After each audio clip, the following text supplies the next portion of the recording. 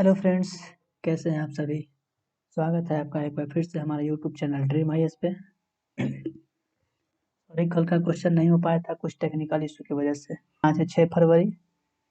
आज हम डिस्कस करेंगे 12 से 15 क्वेश्चनों का जो आपके एग्जाम के भी इम्पोर्टेंट है। तो वीडियो को लास्ट तक देखें और अच्छा लगे तो लाइक और शेयर करें। चैनल पर नए हैं तो सब्सक्राइब कीजिए और बेल आइकन जरूर दबाइए ताकि वीडियो सबसे पहले देखने के लिए। तो चलिए स्टार्ट करते हैं आज का पहला क्वेश्चन। हाल ही में भारत सरकार ने किस योजना की प्रगति की निगरानी के लिए एकीकृत वेब पोर्टल लॉन्च किया है। तो ये गोवर्धन लॉन्च किया गया है। हाल ही में गोवर्धन पोर्टल लॉन्च किया गया है जिसमें कहा गया है union minister joint launch unified web portal for monitoring progress of Govardhan activities. इसमें गाय भैंसों से निकलने वाले ड्रंक ड्रंक जो होते हैं, गोबर जो होते हैं, उससे उसको मैनेज करने के लिए उसको किस तरह से यूज किया जाए उसके लिए ये एक पोर्टल लॉन्च किया गया है ताकि जिससे नेचुरल गैस पैदा की जा सके और नेचुरल गैस जिससे उत्पन्न हो सके और उसका सही इस्तेमाल हो सके। ये इसमें कौन सी गैस होती है? उसमें मीथेन गैस होता है। ये कृषि मंत्री नरेंद्र सिंह तोमर द्वारा लॉन्च किया गया है। जल शक्ति मंत्रालय गजेंद्र सिंह शेखावत और जल राज्य मंत्री रतन लाल कटारिया जिसके द्वारा ये लॉन्च किया गया है। इसके तहत भारत में गोवर्धन गतिविधियों की प्रगति के लिए निगरानी किया जाएगा कि उसका सही इस्तेमाल हो रहा है कि नहीं। इसे 2018 में लॉन्च किया गया था। ये दूसरा चरण है। चलिए देखते हैं दूसरा क्वेश्चन। किस देश के साथ संयुक्त राज्य अमेरिका ने 5 साल के लिए नई स्टार्ट परमाणु संधि को बढ़ाया है? तो ये रूस के साथ अभी एमओयू पर हस्ताक्षर किया गया है। इसमें कहा गया है कि रूस और अमेरिका आगे अपने जो न्यूक्लियर आर्म्स है उसको कंट्रोल करेगा, उसको आगे नहीं बढ़ाएगा। ये 5 फरवरी को इस पे सिग्नेचर हो किया गया था ट्रम्प प्रशासन के अंतर्गत। ये और ये संधि कब तक रहेगी? 2026 तक इसमें कोई बदलाव नहीं किया जाएगा। नेक्स्ट जो भी इसमें चेंजेस लाना होगा वो 2026 के बाद होगा। ये पहली बार 2011 में इस चीज़ पर बात चर्चा हुई थी। ये जब से शीत युद्ध के समय से ये एक दूसरे के खिलाफ, जब शीत युद्ध हुआ था उसी वक्त से ये एक दूसरे के खिलाफ रहा करते थे जिसके वजह से दोनों ने ऐसी अपने अपने परमाणु बम को विस्तारित किया। और अब इस वक्त कहा गया है कि अब हम इससे आगे नहीं बढ़ाएंगे। शीत युद्ध के समय उस वक्त यूएसएसआर हुआ करता था, लेकिन अभी हाल ही में अब ये रूस हो गया है। रूस की बात करें तो ये मॉस्को इसकी राजधानी है। मॉस्को सबसे बड़ी सिटी है जो कि यूरोप में पड़ती है। ये यूरोप और एशिया दोनों का भाग है। इसके बीच में यूराल पर्वत के द्वारा एशिया और यूरोप अलग होता है। इसकी राजधानी है मॉस्को। राष्ट्रपति है व्लादिमीर पुतिन।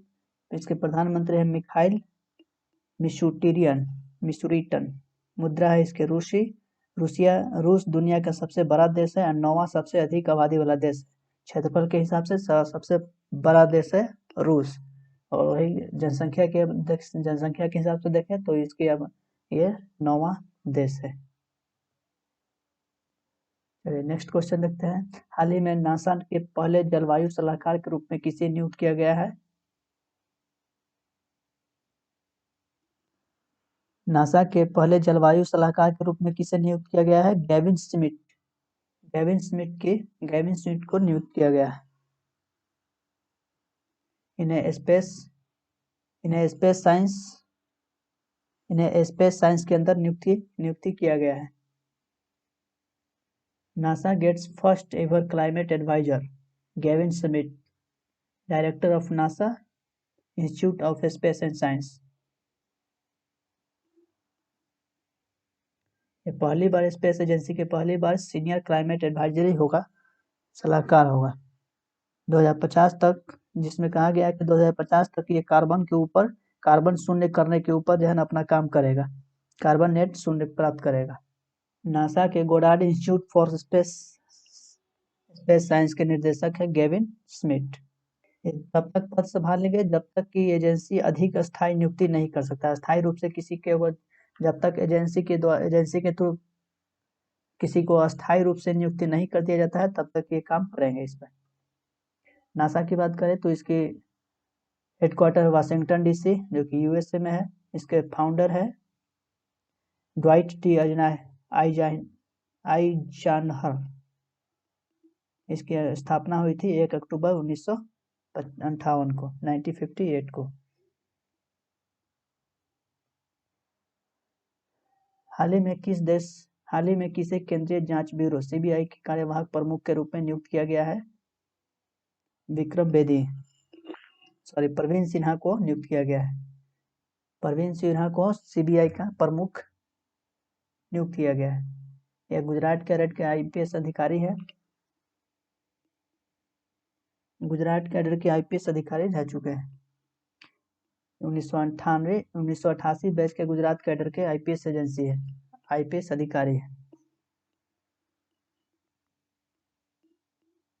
यह ऋषि कुमार शुक्ला के स्थान लेंगे।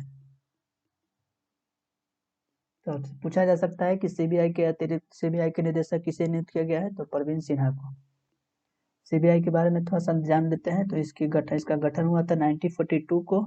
इसका मुख्यालय है नई दिल्ली। ये उद्योग, निष्पक्षता और वफादारी के ऊपर काम करता है। यह अपराध शाखा भारत के अंतर्गत भारत की कार्यवाही प्रवीण सिन्हा को नियुक्त बनाया गया। Crime branch of India. हाल ही में भारत की सबसे कम उम्र की महिला पायलट कौन बनी है? ऐसा अजीज को महिला पायलट बनाया गया है। अब तक की सबसे कम उम्र की है। तो ये 25 वर्ष की है। ये कश्मीर की है। कश्मीर की रहने वाली 25 वर्ष की महिला आयशा अजीज को पायलट बनाया गया है। अब तक की सबसे कम उम्र की महिला है ये। कश्मीर महिलाओं के लिए प्रेरणा स्रोत का एक सशक्तिकरण के रूप में भी ये देखा जा सकता है। 2011 में ये अजीज ये 15 वर्ष की थी तब इन्हें लाइसेंस पाने के लिए सबसे कम उम्र के छात्र पायलट भी बनाए गए हैं। ये रूस के सोकोल एयरबेस MiG-29 जेट को उड़ाने के लिए प्रशिक्षण लिया जाएगा। वहां से जाके ये प्रशिक्षण लेंगे। चलिए देखते हैं अगला क्वेश्चन। हाल ही में किसके साथ HAL ने समग्र कच्चे माल के विकास और निर्माण के लिए एक समझौता ज्ञापन पर हस्ताक्षर किया है? तो मिधानी को दिया गया है। मिधानी के साथ ये समझौता किया गया है। ये मिश्रा धातु निगम लिमिटेड का एक विशेष धातु और धातु मिश्रक विनिर्माण सुविधा है जिसका मुख्यालय है हैदराबाद जो तेलंगाना में है। अरे HAL की बात करें तो हिंदुस्तान एरोनॉटिक्स लिमिटेड ये एक एरोस्पेस और रक्षा कंपनी है जिसका मुख्यालय है बेंगलुरु में। HAL का मुख्यालय कहाँ है? बेंगलुरु में। ये रॉ मटेरियल डेवलप करने के लिए इसे किया गया है। Question number 7। हाल ही में विक्रम सिंह बेदी को किस कंपनी के MD के रूप में नियुक्त किया गया है? गूगल क्लाउड के MD किसे नियुक्त किया गया है? विक्रम सिंह बेदी को। इन्हें 26 साल से अधिक अनुभव है इनका। एक करण बाजवा का स्थान लेंगे। इससे पहले कौन था? करण बाजवा। उन्हीं के स्थान पर नियुक्त किया गया है विक्रम सिंह बेदी को। गूगल क्लाउड की बात करें तो इसके ऑनर है गूगल। इसकी स्थापना हुई थी 7 अप्रैल 2008 को। यह कैलिफोर्निया में यूएसए के कैलिफोर्निया में है। इसके CEO कौन है? थॉमस कुरियन। याद रखेंगे गूगल क्लाउड के CEO कौन है? थॉमस कुरियन। किन्हें नियुक्त किया गया है? विक्रम सिंह बेदी को। MD किसे नियुक्त किया गया है? विक्रम सिंह बेदी को। Question number 8। कल्पवनम शहरी वन उद्यान किस राज्य में खोला गया? कल्पवनम शहरी वन उद्यान किस राज्य में खोला गया है? तेलंगाना। तेलंगाना के राज्य में खोला गया है। तेलंगाना में कहाँ? ग्वेजल नामक स्थान पे। तेलंगाना के एक ग्वेजल नामक स्थान है जहाँ पर ग्वेजल मंडल के सांगापुर गांव में कल्पवनम शहरी वन उद्योग खोला गया है, जो 7.43 करोड़ रुपए की लागत से विकसित किया जाएगा। ये 117 हेक्टेयर में फैला हुआ है। ये वित्त मंत्री हरीश राव और पर्यावरण और वन मंत्री ने एक इंद्र करण रेड्डी ने इसके उद्घाटन किए। यह 36वां शहरी पार्क होगा जो इससे पहले 35 अलग अलग राज्य स्टेट में बन चुका है। ये 36वां शहरी पार्क है जो तेलंगाना में इसकी स्थापना किया गया। इसका स्लोगन है one save earth save earth. इसी स्लोगन के साथ इसे स्थापित किया गया है। क्वेश्चन नंबर 9, हाल ही में किस देश ने जैव ईंधन पर चलने वाला पहला रॉकेट स्टारडस्ट 1.0 लॉन्च किया है?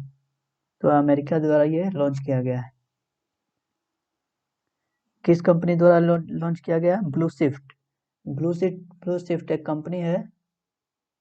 Explain what is Stardust 1.0, the first rocket to run on biofuel. यह ईंधन से चलने वाला रॉकेट लॉन्च किया गया है। ब्लू शिफ्ट एयरस्पेस द्वारा लॉन्च किया गया है।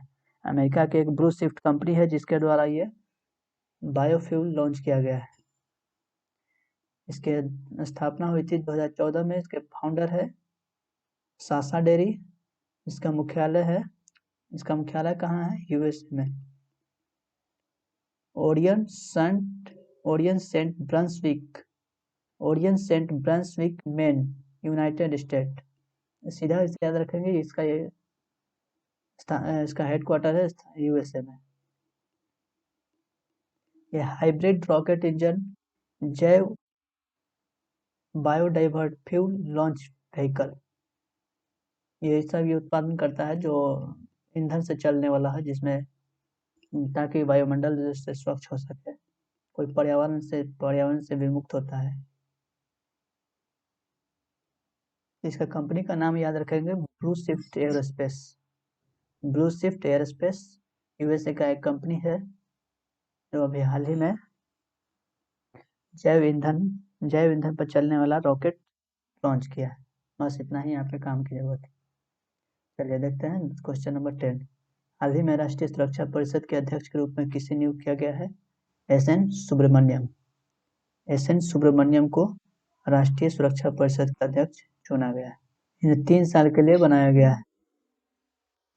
इसकी स्थापना हुई थी 4 मार्च 1966 को।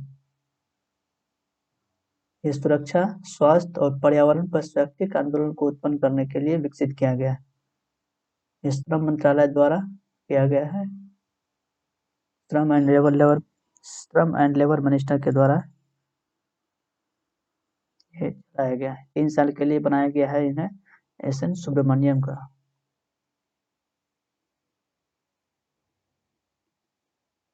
ये किस पर आधारित है? सेफ्टी, हेल्थ एंड एनवायरनमेंट, इसके ऊपर ये काम किया जाता है। 45वां अंतर्राष्ट्रीय कोलकाता पुस्तक मेला जुलाई में आयोजित किया जाएगा। इस मेले में निम्नलिखित कौन सा थीम देश होगा? इसका थीम देश कौन सा होगा? कोलकाता में पुस्तक मेला शुरू होने वाला है कब? जुलाई में। ये कौन सा होगा? 45वां होगा। इसका थीम कंट्री है बांग्लादेश।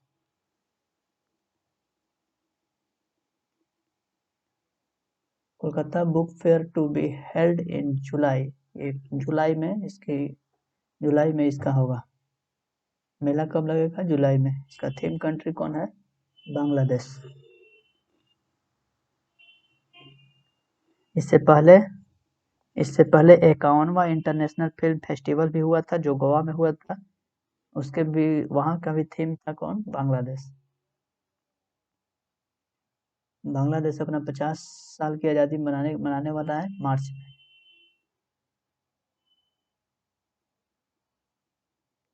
इस मेले में दूर दूर से लोगों से आकर्षित करने वाला मेला लगाया जाता है। ये कोलकाता के सॉल्ट लेक में सेंट्रल पार्क में स्थापित किया जाएगा। सेंट्रल पार्क में किया जाएगा। 2021 में बंगबंधु शेख मुजीबुर रहमान की जन्म शताब्दी भी बांग्लादेश इसी विषय पर बनाया गया। ये जनवरी में ही मनाया जाना था, लेकिन कोविड-19 के कारण ये इसे जुलाई में आयोजित किया जाएगा। बांग्लादेश की बात करें तो सबसे लंबी सीमा भारत के सबसे लंबी सीमा के साथ बांग्लादेश सीमा साझा करता है 4096 किलोमीटर। 5 राज्यों के साथ अपनी सीमा साझा करता है: पश्चिम बंगाल, असम, मेघालय, त्रिपुरा और मिजोरम। इसकी राजधानी है ढाका, मुद्रा है टाका, प्रधानमंत्री शेख हसीना है और राष्ट्रपति है अब्दुल हाशिम। गंगा नदी को बांग्लादेश में पद्मा के नाम से जाना जाता है। सबसे लंबी सीमा भारत के साथ बांग्लादेश की सीमा साझा होता है 4096 किलोमीटर। चलिए आगे देखते हैं। हाल ही में रक्षा मंत्री ने किस स्थान पर chief of air staff CAS conclave का उद्घाटन किया है? तो ये कहाँ किया गया है? बेंगलुरु में। जैसे कि पता है अभी 3 से 7 फरवरी के बीच एयर इंडिया चल रहा है, उसी के अंतर्गत ये सब हो रहा है। चीफ ऑफ एयर स्टाफ का उद्घाटन किया गया है। ये रक्षा मंत्री राजनाथ सिंह के द्वारा किया गया है। ये अभी कोविड-19 की वजह से डिजिटल के रूप में किया गया है। कॉन्क्लेव का उद्घाटन किसके द्वारा होगा? रक्षा मंत्री के द्वारा। एरो इंडिया में अलग अलग कंट्री से आते हैं लोग और अपना इसमें विचार देते हैं किस तरह से इसको। क्वेश्चन नंबर 13, हाल ही में ह्यूमन फ्रेटर्निटी का अंतर्राष्ट्रीय दिवस किस तिथि को मनाया जाएगा? ये 4 फरवरी को मनाया गया है। 4 फरवरी को मनाया गया है। पाथवे टू द फ्यूचर ये UN जनरल असेंबली के द्वारा बनाया गया है, जिसका उद्देश्य है